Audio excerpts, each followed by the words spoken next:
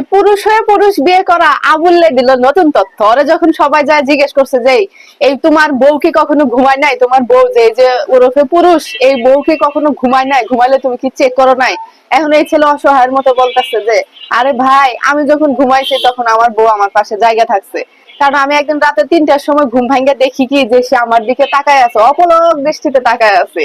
তারপর আরেকদিন আমি ঘুম ভাঙ্গা দেখি যে সে আমার দিকে তাকায় আছে। তার মানে আমি ঘুমায় যাওয়ার পরে মানে সে সর্বক্ষণ আমার পাহারা দিচ্ছে। এই হচ্ছে অবস্থা। এখন এই ছেলেটা সত্য বলতেছে নাকি মিথ্যা বলতেছে আল্লাহ জানে। তারপরে যখন যারা ভিডিও করতেছে সাংবাদিকরা যখন জিজ্ঞেস করলো এই ছেলে কি তোমার কাছ থেকে কোনো টাকা পয়সা হাতায় নিছে নাকি, বলে সর্বমোট আমার কাছ থেকে 1800 টাকা নিছে। এই কয়দিনে একবার ডাক্তার দেখানোর কথা বলে নিয়েছে, আরেকটা দিনে কি কথা বলে নিছে। আর বলছিল যে এরকম ওদের নাকি কোথায় কিসের একটা কিস্তি আছে, সেই কিস্তি নাকি কয়দিনের জন্য চালাইতে হবে আর কি, এরকমটাই বলছিল। মানে কেবল প্রসেসিং এ যাচ্ছিল আর কি টাকা পয়সা খোয়ানোর। এখন তো মাত্র তো হচ্ছে যে আপনার কি বলে, মাত্র তো নতুন বিয়ে হয়েছে, মাত্র তো 45 দিন, হয়তো আরো কিছুদিন গেলে হয়তো টাকা পয়সা কিছু হাতে নেওয়ার চেষ্টাই করতো আর কি। আর এটা তো আসলে যে ছেলে ওকে যে বিয়ে করছে, এই ছেলের ফ্যামিলি তো আসলে সচ্ছল না, ছেলেও নাকি রিক্সা চালায়, এমনটাই আসলে জানা গেছে। আর একটা জিনিস বললো যে এরকম ও বলছিল আমাকে কন্ডিশন দিছিল, যেহেতু আমরা প্রেম করে বিয়ে করছি, প্রেমের পরে সে আমাকে বলছিল যে বিয়ের পরে আমাকে তুমি ধরতে ছুঁতে পারবা না, এটা হচ্ছে কন্ডিশন। তখন ওনাকে বলছিল কেন বিয়ে করবো, ধরতে ছুঁতে পারবো না কেন?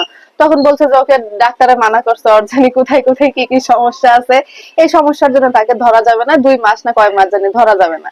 এখন ও ছেলেটা বলছে যে আচ্ছা ভালোবাসার জন্য 2 মাস কেন, ভালোবাসার জন্য তো মানুষ কত কিছু করে, আমি না হয় না ছুঁয়েই তোমাকে কয়টা দিন অপেক্ষা করলাম আর কি। তারপরে একদিন যেদিন তার সে বললো যে একদিন যেদিন আমার সহ্য হতেছে না, আমি যেদিন উথাল পাথাল হয়ে গেছি ও ছেলে না মেয়ে সেটা জানার জন্য, তারপরে সেদিন তো আসলে টের পেয়ে গেছি।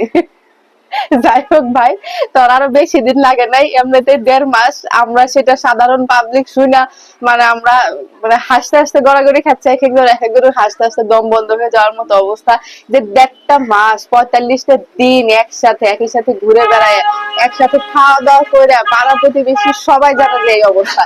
তারপরে ওই ওই মেয়েটাকে যখন ধরছে যে এটা আসলে মেয়ে না, এটা আসলে পুরুষ মানুষ বউ সাজা আছে, তারপরে ওকে শার্ট পরা দিছে, লুঙ্গি পরা দিছে, তারপরে শার্ট লুঙ্গি পরা দেওয়ার পরে ওই যে সাইমা ওরফে শাহিন, যে এই মানে বারবার ক্যামেরা দেখে ও বারবার মুখ লুকাচ্ছিল, এত বড় বড় চুল, মানে চুলগুলো একটু বড়, আর চেহারাটা আসলে আমার কথা হচ্ছে ওটাও না। আচ্ছা তুই না হয় আসল জিনিস দেখোস নাই, ভালো কথা, তুই কি দাড়ি গোফ কিছুই দেখোস নাই? মানে সেই ছেলে যদি ক্লিন শেভ করা থাকতো তা তো তার এদিকে ধরলে তো দাড়ি গোফের একটা ব্যাপার স্যাপার ছিল, মানে সেগুলোকে সে বুঝতে পারে নাই।